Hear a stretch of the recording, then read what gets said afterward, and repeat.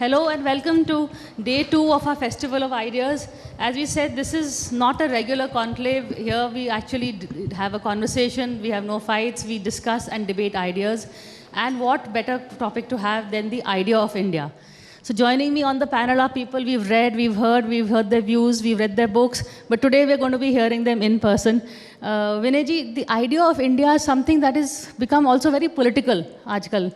There is old idea of India was supposed to be very secular, very liberal. Now liberal has suddenly become a bad word. What exactly is the definition of liberal? What is the idea of India that we are living in today that you see? Well, I don't think there is any basic difference of opinion about the core of the whole thing. Only thing is that it is a matter of interpretation. And many times politicians interpret it the way it is more convenient to them. But otherwise, generally speaking, I don't know, I mean, there could be a spectrum of perceptions that is very acceptable. But generally speaking, I don't think there is a huge difference of opinion. There are certain aberrations, there are certain abuses in a way. But generally speaking, I don't think there is any big difference of opinion. There cannot be, rather. And let me add as well here that while there could be many ideas of India, or there could be many interpretations, but although we are a democracy, democracy doesn't mean anything to anybody. There has to be certain core about which we all need to be agreeing to. And in that context, I believe the idea of India is common. Idea of India is something which is indivisible that way. And we should look at it from that perspective. That would be my very humble submission. Pawan, your take on this. Everybody's idea of India is more or less the same, except for, as Vinayji says, if the core is the same, then we are okay. Thank you, Priya, and thank you for inviting me. Always good to have you. For this discussion, which is a very relevant one. I don't think, first of all, that everybody's idea of India is the same. We are all committed to India. But ideas can and should vary. There are 2 or 3 things that I want to mention here. The first is that there are 2 different theories. One theory perpetuated by the British as colonizers was that essentially there was nothing called India until they came. John Strachey famously or infamously said that there is no India, there is no idea of India, there is no concept of a geographical entity called India, and it was the British who created what we know as India through an administrative organization. This theory has been frankly junked, because India is a civilizational unity that goes back to the dawn of time. It doesn't need to be further proved, but the fact of the matter is that a common set of people growing in a defined geographical crucible, which the Puranas and some of our texts almost accurately identify, that has existed in continuity before the British, before Islamic rule, during Islamic invasion, while the British was here, and even now. So one idea of India is that it is a nation, but it is also a civilization. By a nation, I mean that after all, nation states were created only in the 17th century by the Westphalia Treaty. Before that, you had cultural unities, and India was always a cultural unity. So, India is a modern nation. That's one idea of India, is a modern nation which also is one of the most ancient identifiable civilizations in the world. Secondly, and if you want, I can continue or come in later. Okay, I'll just get Vikram in, then I will bring you back. Vikram, broadly, of course, Pavan has this thing, but there is, if to the uninitiated or something, there is a black and white also. The BJP has one idea of India, the Congress has one idea of India. They will espouse certain people and certain leaders. We are suddenly seeing people who have been ignored, like Savarkar, and a lot of people that your book is also titled that, leaders of Bharat who've been ignored for a long time. So that also propagates a certain idea. Thank you, Priya, and a great pleasure and honor to be amidst such stalwarts, Vinayji, Pavanji, and Dr. Anderson, and several others. I think in my opening remarks, I would like to say that, first of all, in India, there can be nothing that is unitary. So there is no the idea of India. There has to be several ideas of India. And everything in our country is in terms of multiplicity, whether it is our beliefs, our languages, our dialects, our cuisines, our costumes, everything is multiple. So how can there be one, the idea of India? And politically, there may be many ideas. Culturally, too, there can be many ideas. I think the biggest clash that we see today, Priya, is the fact that there has been, particularly after independence, Pavanji spoke of British colonialism, but after independence, there's been what is called as the Nehruvian consensus, which kind of imposed one singular idea of India on everybody, and everybody who did not fall within that rubric. Professor Anderson spoke about the RSS and how the RSS was victimized during the Nehruvian era. We know that very well. So anybody who did not conform to that idea that Nehru and his acolytes spoke about, they somehow were not part of the larger paradigm of India. And that is the contestation today, what Pavanji also alluded to, whether we are just a nation, state, which is defined by borders, territory, a constitution, or it's a civilization which predates the constitution. India was not born in 1947 or in 1950. The constitution gives us a set of rules to play the game. It is a very important document, but that cannot be the only defining marker of a civilization, the only pre-Bronze Age era civilization that is still surviving. The constitution has drawn from civilizational ideas rather than the other way around. And that is what was the constant tussle with the Nehruvians versus what I would call the nationalists, who would say that, the constitution is important, but there's something far more important than that. For Nehru, I think we've spoken this earlier, and I use Nehru as a euphemism for the larger, clash that is happening today, and not the individual per se. A living tradition was not important. He was happy even with the Somnath, maybe Somnath temple being taken over by the ASI and maybe made into a museum, but not as a living temple. The past had to be seen in a fossilized manner, and a rupture from the past, a rupture from traditions was what was the Nehruvian idea of India, which today even young people are contesting, and that is what we see manifesting in various clashes, socially, politically, culturally, and academically also. And even on this platform, I can see Pavan itching to react, but let me get Vinayji over here. Vinayji, past, the Nehruvian idea is something, we're saying there is a civilization conflict, it's, but it is also confined within the borders of India. There are two ideas of civilization, idea of India, but something that is coming up very much in the narrative of the day. If you could repeat the question. My question is, the Nehruvian idea of India is something that is being questioned now. Why? Well, because it was, I think, based on some erroneous kind of perceptions or maybe premises, if I may say that. For example, there are many people who contest the term that we use generally, which is cultural nationalism.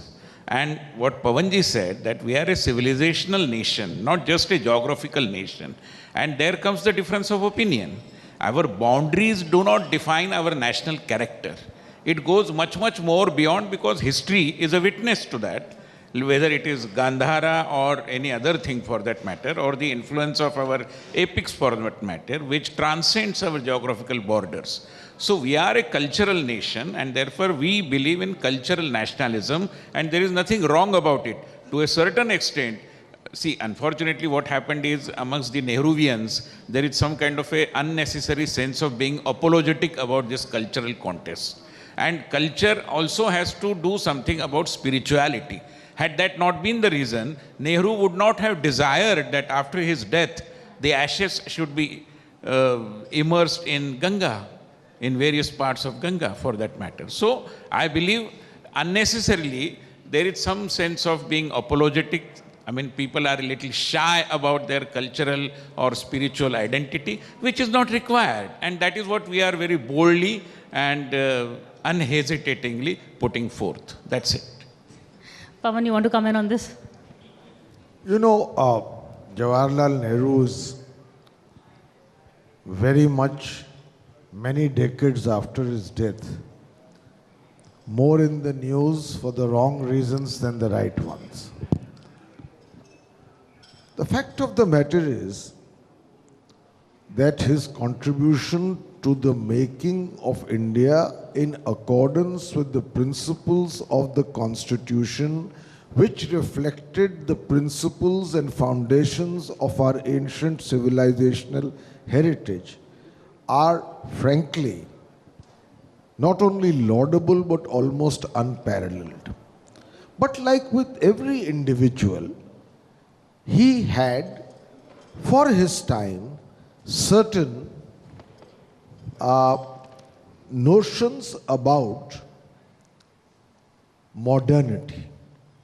He saw modernity largely in Western terms. And as Vikram mentioned, and as I have written in my book, The Great Hindu Civilization, a rupture from the past. Nehru believed, like a lot of the anglicized elite did, that the past largely consisted of ritual, superstition, prejudice. And India must, as he wrote himself in his book, break the shackles of the past and move on to the scientific temper that is there in the West. I think here his notion of what India is lacked the perception that India as a civilization and as a young nation cannot move towards the future by obliterating its past. And therefore, that past has to be taken on board.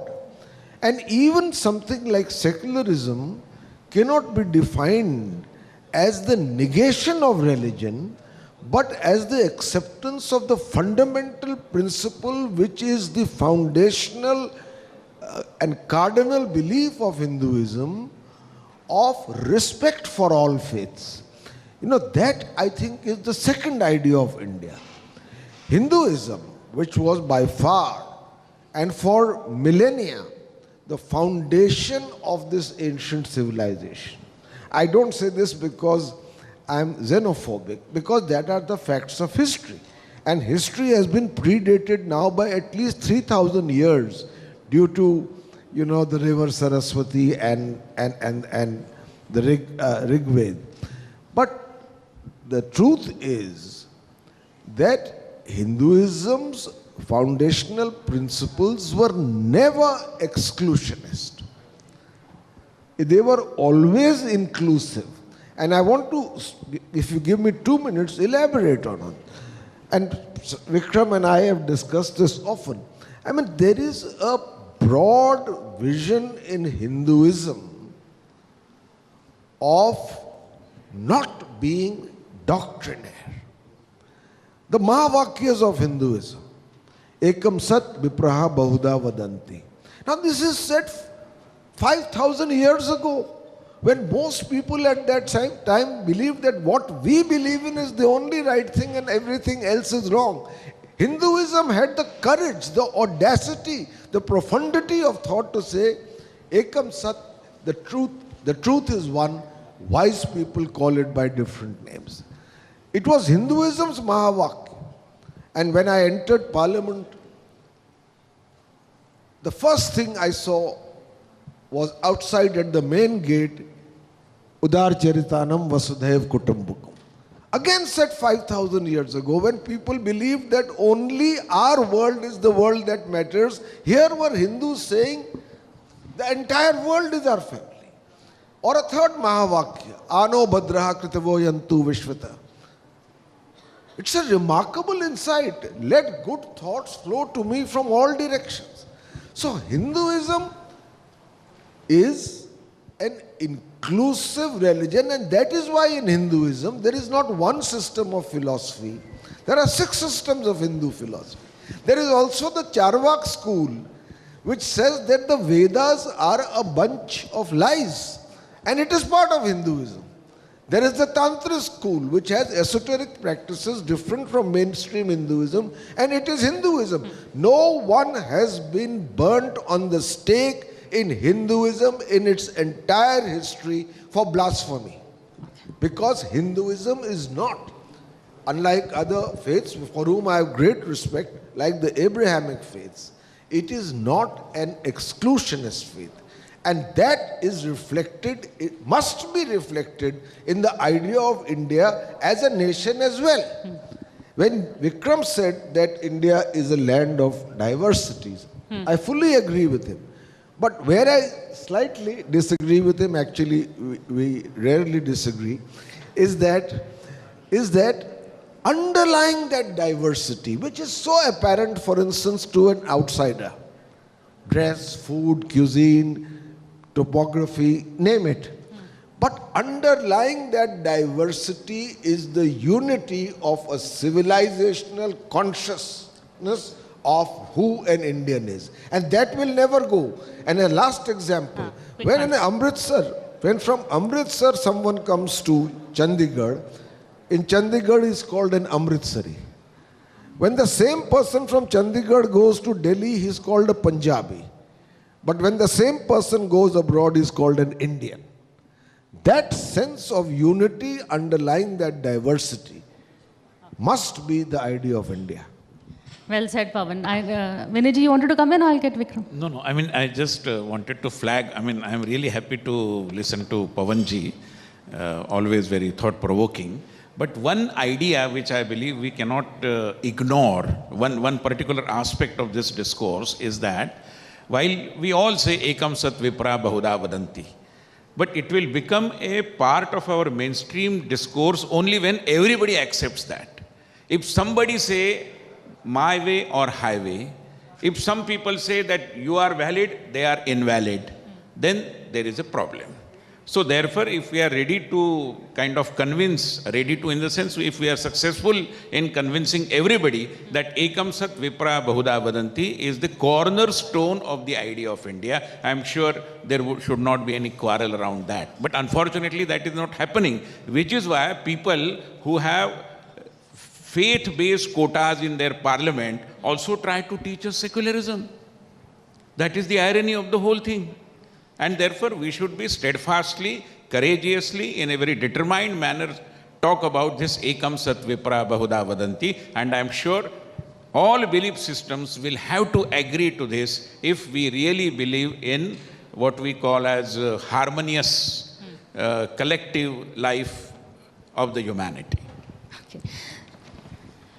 I think Vinayji stole my words, which I've usually used to counter Pavanji in the few areas that we disagree, as he mentioned, that, you know, all these high virtues are good, and that's the ideal to achieve. But as Vinayji said, it has to be conformed to everybody in the club. Today, even today in India, we have faiths which do talk about this exclusivity. So when we talk and demonize Hindutva also, that this is something very exclusionary, and it is a departure from what Hinduism is, the usual difference between Hinduism versus Hindutva, which a lot of Pavanji's friends try to create this false equivalence. I think that is totally unfair and uncalled for, because when a faith as evolved as Sanatan Dharma, there was no Hinduism at that time, actually comes in a clash, a civilizational clash with other faiths, the Abrahamic faiths, which do not believe in this, many roads to the same truth, then what does the other faith do? It has to also stand up. You can't fight someone only on the strength of your philosophical, virtues and all these high principles. There has to be a Kshatriya spirit, there has to be a warrior spirit, and that is exactly what Hindutva does. Even in Savarkar's own writings, you see that he says, we are not going to be the ones who will proactively attack someone, but organizing yourself to counter somebody's predatory moves, that is a very legitimate and justified attempt for any group of people. And why Savarkar, even someone like Sri Aurobindo had said in 1923 that, the Hindu-Muslim problem will be solved once the Hindus organize themselves, and not the Gandhian way of how a bridge needed to be built between the two communities. So I think this larger discourse on secularism and that being the idea of India, I think we need to underline and also give credit for the fact that India is secular because the majority here is the Hindu community. It's not a surprise that from Israel to Korea, other than India, there are no other democracies. Why is it that there are no Muslim countries which are a democracy, and why is it only India? Why is that credit not ever given to a community for its tolerance? The albatross of secularism, the albatross of tolerance is always put on it. Even today in India, openly Sartan se juda, slogans can happen, and that is really not countered in the manner even by the liberals and the moderates within a community or even outside. As I think Perry Anderson, the British historian, had said in his counter to Nehruvian secularism, he had said something very interesting, that wherever the grip of Hinduism stops, AFSPA begins. So we've seen that even in the Northeast. So I think that's a very real problem in a multi-religious, multi-faith country. And that is the problem with the perverse manner of secularism that we have pursued, where all the ills of other communities are to be tolerated, accepted, ignored, whether it's a uniform civil code, whether it is, which other country in the world which calls itself secular, but then for a Hindu man or woman, can marry only at 21, but a Muslim girl can be married off at 13 the minute she attains puberty, because they follow Fatwa-i Alamgari and we have to follow the Indian Penal Code and the rules here. Which other majority community cannot run its own institutions, its own educational institutions, its places of worship are controlled by the government. All the money that we as devotees go and give in a temple goes to the government coffers to build some highways and roads, whereas everything under, including the Delhi High Court is probably on Waqf property. So I think these anomalies that have come have distorted this idea of India and made it what I think the BJP and its affiliates call pseudo-secularism. And that is the angst which is constantly playing out in terms of clashes between these two very, important ideas of contestation. Is the idea of India see secularism as an albatross? No, I think there is a point in what Vikram is saying, that there are certain faiths which, in theory at least, believe that they alone have the monopoly to what is the way either to God, moksha, salvation or truth. It is true Hinduism is different. And it is true that there are many legitimate Hindu angsts which have built up even prior to 1947 and afterwards. I discussed them again in great detail in Great Hindu Civilization. The support for the Khilafat movement by Mahatma Gandhi, well-intentioned in order to keep all communities in the struggle for freedom against the British, was opposed within the Congress party itself, including by stalwarts like Dr. Ambedkar. That created a backlash, because why should India support a pan-Islamist movement? After 1947, the controversy of Somnath, where Panditji felt, again by his time, because historical hindsight is always not 2020, he felt that it was perhaps not in conformity with his notion of the state being above religions, but a lot of Hindus felt that a temple which had been pillaged over a dozen times, and now that India was independent, for its restoration by money raised by the public under a public committee with the backing of Mahatma Gandhi, there was no harm if Dr. Rajendra Prasad, the President of India, went to inaugurate it. And so on and so forth. The Shah Bano case, what Vikram mentioned, not having authority over our own institutions, the partial reform of the reform of Hindu personal law but not of other laws, and so on and so forth, leading up to the Ayodhya Ram Mandir. These are the angsts which are valid and which need to be dealt with, including what was there in the past, minority appeasement. But in doing so, do we make this very Hinduism, which as the reason which you accept has allowed the unity of India to become a mirror of exactly those faiths which we believe should be far more open and exclusive? So, Sartan se juda is to be condemned, and when in a Dharm Sansad there is a call publicly made by so-called spokesman of the religion that there should be a genocide of Muslims, why are we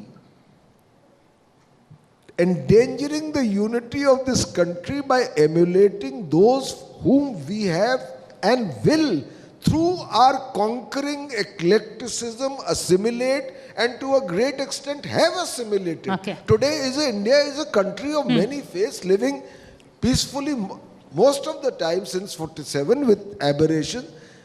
Let us not destroy in India, where the minorities spread across the country are in such large numbers that you will have civil wars raging across the country, if you believe that they are to be exorcised. Okay, I have to get Vinayji to have the last word on this. Is what Pawan saying correct? Is there such a threat? Is there any call for genocide of minority communities in the India that you are living in today? I think there are always people with very extreme kind of ideas, and they are not the mainstream. These are aberrations, and nobody supports these kinds of extreme views. But the fact of the matter is that in a family, let's say, if there are two brothers, one is very accommodative, very tolerant, very assimilative kind of, he accepts the counter view as well, and the other one never does this. Either the first will have to change or the second will have to change.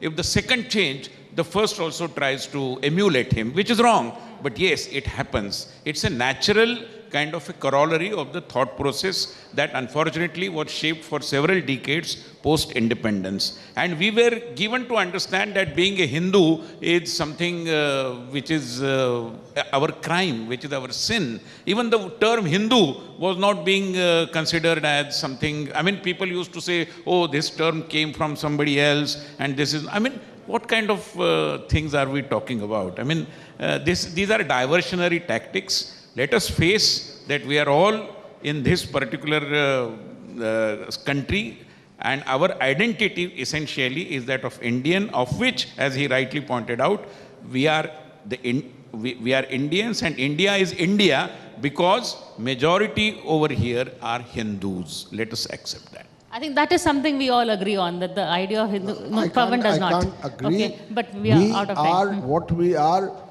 very much because India is majority Hinduism, but India by definition is plural, multicultural, multi-religious entity. And if the two brothers... The other name of it is Hindu.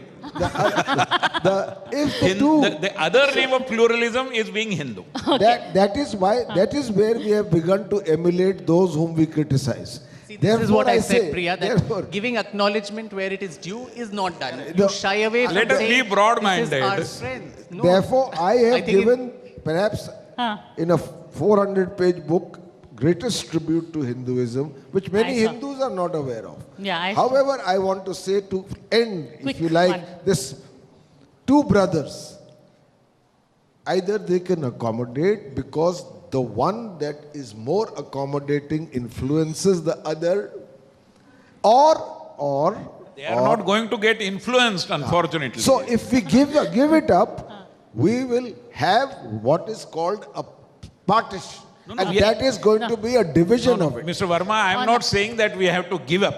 I am trying to understand that let us gather some insight into the things that are happening and the thought processes that are taking The place. partition, the second brother has already taken away 1/3 of the land mass. So I don't think there can be a second partition, Pavan. And the two brothers we are left with are both Hindu bhai. So on that note, Frankly, they are fairly good brothers, except for politicians. okay. And the I'm saved politician on the panel has had the last word. So thank you so much for this conversation, all of you.